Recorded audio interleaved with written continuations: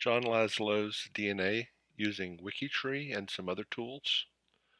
The first thing that we're going to do is log into MitoYDNA.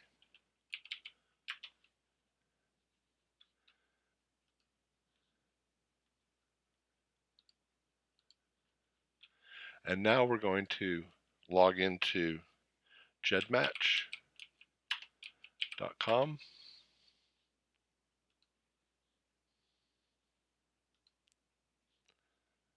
And now we're going to log into wikitree.com.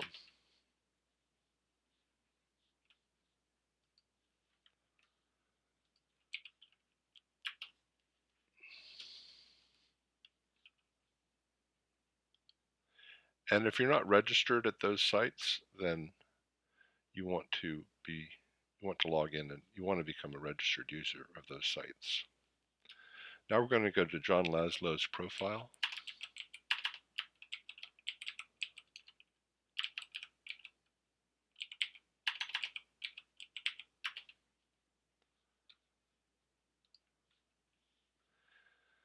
And here you can see his profile. There's a graphic here that says click to navigate my chromosome map in DNA Painter. The rest of this text is in error. It's copied from something else, but really what it should say, which is linked to my matches ancestry in WikiTree. So I'm going to click on this graphic. And what this graphic shows is these are these colored segments. These are the people, these are John's relatives in GEDmatch who have their known ancestry in WikiTree. So they inherited these shared segments from shared ancestors. The closest matches that in this situation are people that are like fourth and fifth cousins. So for example, we can click on this segment here. It says Zuckerman-111. Click on that segment, and if we do view entire group, then we can actually see these are the segments that John shares with Mr. Zuckerman. And there is a link. There's about 4.2 generations back to the most recent common ancestor. But because of endogamy in the Ashkenazi population, it might be a fifth generation, 5 generations to the most recent common ancestor, or maybe another generation more. But if you click on this ancestral tree, we can see that Terry has listed these people as their ancestor. So Terry doesn't know much about his or her ancestry. Let's see, we can look at Terry. We can see that Terry is actually a female. So we're going to look at another segment that's shared. We'll look at this one here, Levy 1263. And if we click on View Entire Group, see the shared segments here on chromosome 1, 2, 5, and 6, 10, and 18. If we click on, this is about 4 generations or 5 generations back to the most recent common ancestor. If I click here, oh, David's only got himself in WikiTree. So these are poor examples. There are a few people here that do have a lot of ancestry. We'll look at Reiner, a lot more ancestry. View entire group. These are the shared segments, maybe 4 to 5 generations back to the common ancestor. And Andrew's got a lot more known ancestry. There are no situations, unfortunately, where there is a shared ancestor showing up. If Andrew could go back a couple more generations, and if John could go back a couple more generations on his tree, there would be a connection. That's what the matching DNA is telling us. Now we're going to look at some shared segments on the X chromosome. What's different here? With the autosomal matching, we don't know, like I showed you the match with Andrew just most recently, we don't know if the match is through John's mother or his father. And so on the shared chromosome, there's one here for paternal and one for maternal. So this is the shared segment, but right now we don't know if it's male or it's from his mother's side or his father's side. Now with the X chromosome, males receive their X chromosome only from their mother. So there's only one chromosome that males have of the X. And so in this situation here, we can see that Gordon here has got, there's this segment here, portion of it is Gordon and a portion of it is Kramer. We're going to look at the Kramer right now. And then Kramer 3548. Then we can look at the view entire group. And then this is Mr. Kramer and Mrs. Kramer's ancestors who could have contributed to their X DNA. So in this situation here, not much is known about their X ancestry, but we've got Eleanor and Charles and Anne. We're going to choose somebody else who's got more information.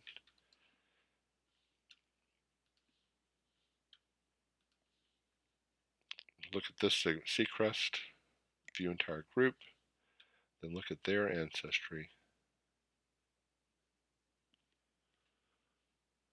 And then there's a lot more. These are all the ancestors of Seacrest that could have contributed to their xDNA.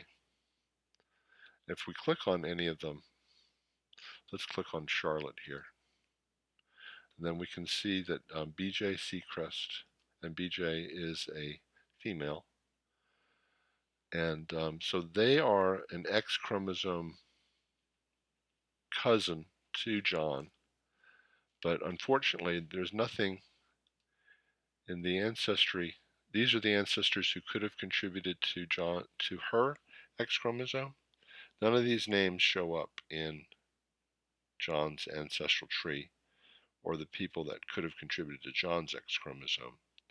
But if this tree could go back a little bit more, and if John's X DNA ancestors could go back more generations, there would be a shared ancestor. Just to show you how to get to this X chromosome, we're going to go to John.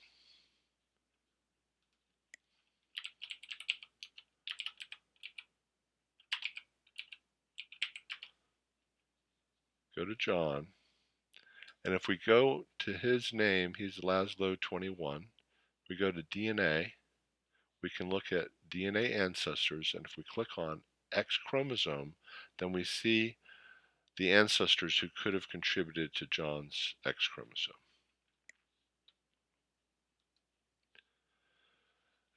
Now, we're going to go back to John. We're moving away from autosomal and X chromosome. We're going to look at John's Y DNA. And he's taken a test. He's actually tested at 111. He's actually tested a big Y test. But if we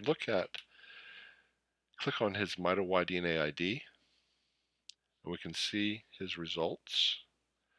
And if we click on SNP track, we can see his ancestral migration, ancient ancestral migration over time.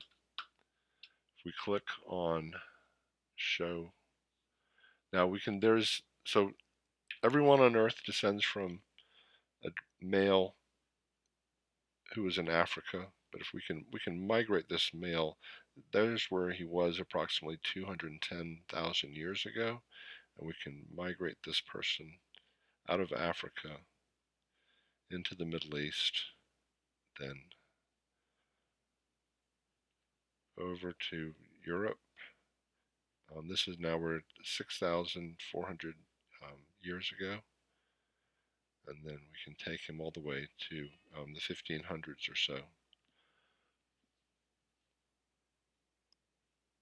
About 1500 to Central Europe, Eastern Europe. Now, if we want to, we can also look at, go back, and we can look at the SNP age shows this ancestral tree for his Y chromosome. So this was that ancestor, these A's were that ancestor in Europe as they migrated out of Europe. And so we're looking at a shared ancestor. This is the most recent common ancestor, is about 520 AD that John has. Another way to look at that is we can do explore his Y chromosome. If we look here, we can see that, go back.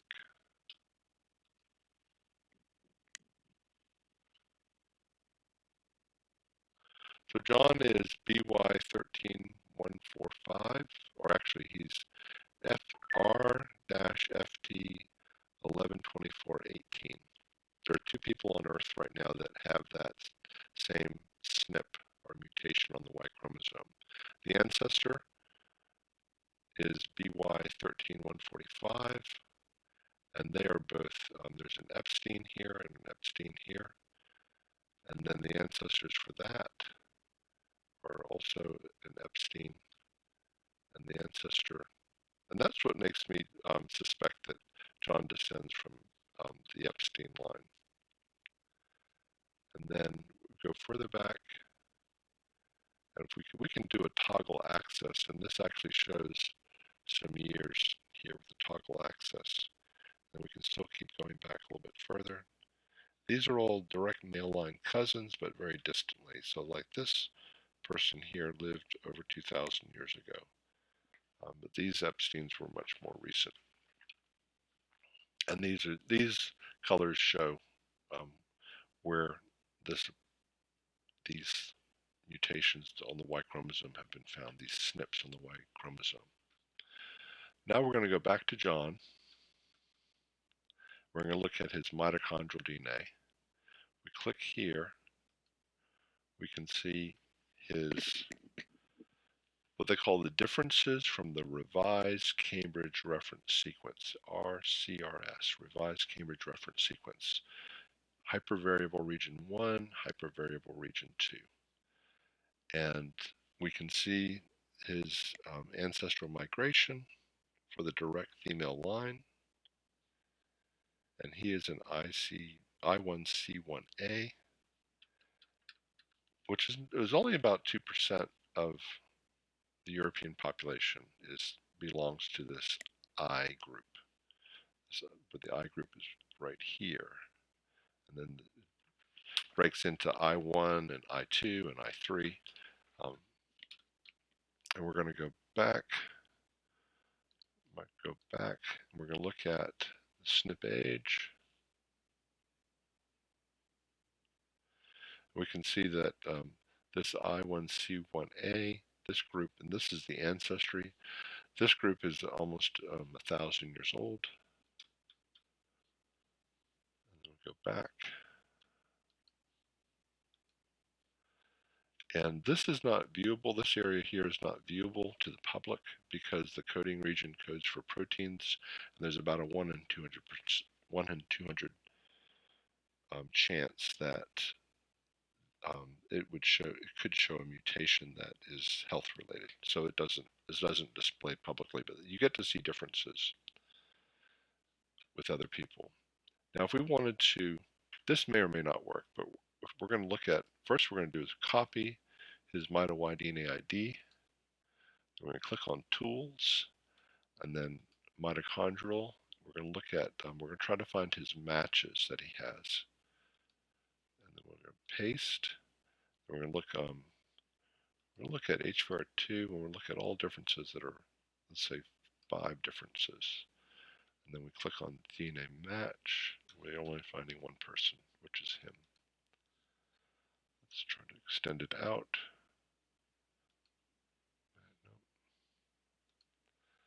Let's try something else. We're going to look at everyone who matches his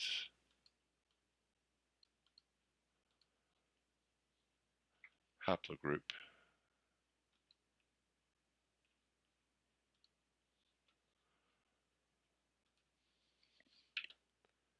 So we're going to go to Tools, and then we're going to put in haplogroup.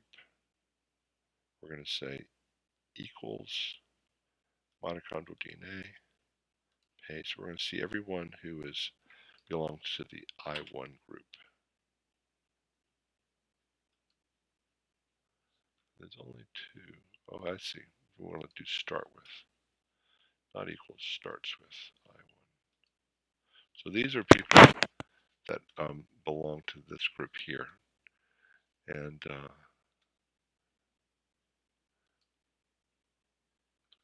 that person doesn't have this information in correctly. Anyway, these are areas that can be explored. Now we're going to go back to his autosomal DNA, and we're going to look for matches with his autosomal DNA. If you click on his GenMatch ID, click on Submit, then you can see everyone. These are the first 50 people that he's a match with in GenMatch. We can see that he is his closest match is with Rebecca, his daughter. Now we're going to change this limit to 3,000. This takes a minute. This takes a little bit. Okay. Now, if this is a way to find everyone who is a DNA match with John, who is also in WikiTree. If we click on this GED WikiTree header, we wait for this to go, and then if we click on it once more, then we can see these are the people where it says Wiki. These are the people that match John in WikiTree. They they are DNA matches and they have their ancestry in WikiTree.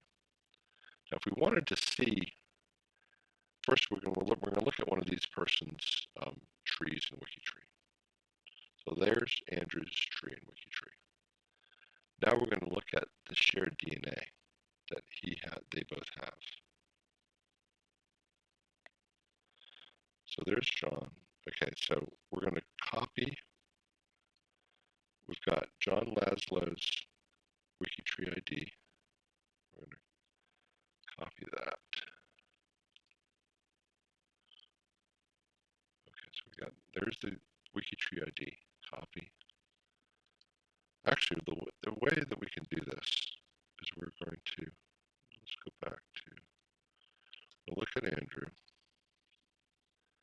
and then we can see that this is Andrew. Go back. Look at Andrew's tree. Click on Andrew. And then we do a compare. Compare, and then we're going to add John. And then added, and now we're going to compare these two. So this is John Laszlo compared with Andrew Reiner. And then we scroll down. These are the two kids compared. Scroll down and compare them. And then we can see these are the shared segments that John and Andrew share.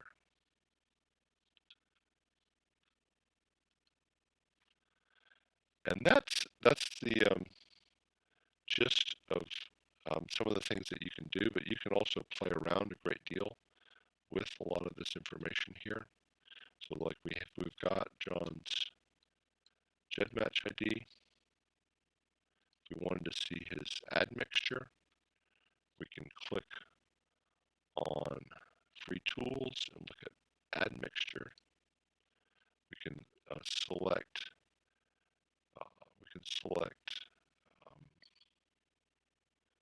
urogenes, and then we can urogenes admixture proportions with link to Oracle. Then we can put in his kit number. Then we click on continue. We can change this to, we do a J-test on him, which is look at his, this looks at the Ashkenazi and Sephardic contributions.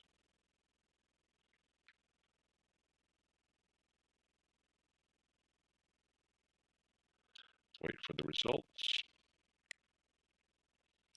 And then we can see these are So there's the Ashkenazi 32%. This is looking at very ancient ancestry. Other tests have shown that he's got 100% Ashkenazi ancestry, but a mixture. He has a little bit of a few others, but this is showing very ancient ancestry. Now, if we wanted to look at just his ethnicity in where his, we can look at the admixture by chromosome.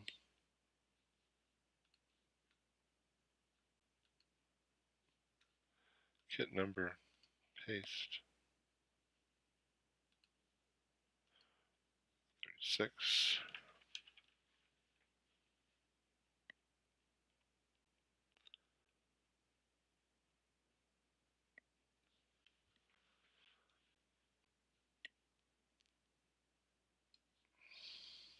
Takes a while. Spinning away.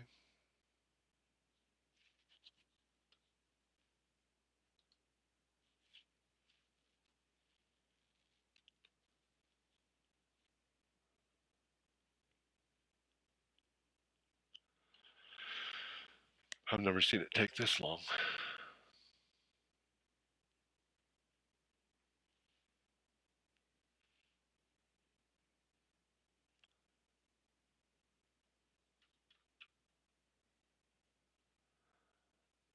Unfortunately, it seems like I may have maybe in an endless loop. So we're going to stop it there. Oh, there we go. Okay, so these are on different chromosomes. We've got chromosome 22. We've got anything less than 4% is likely noise, but you can see that there's different populations around here. Um, in some of the, so this Italian, living DNA did show some um, Ashkenazi ancestry from Italy, from Rome actually. So on chromosome 9, there's a high percentage of Italian ancestry. And then on chromosome, we've got one of the highest is Eastern Mediterranean, Eastern Central European, Eastern. I wonder where Eastern European is. East Central European. Anyway, Eastern European is right here. That's interesting.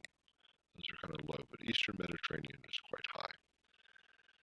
So anyway, that's a good introduction, but I would encourage you to play with these and see where you go. Thank you very much.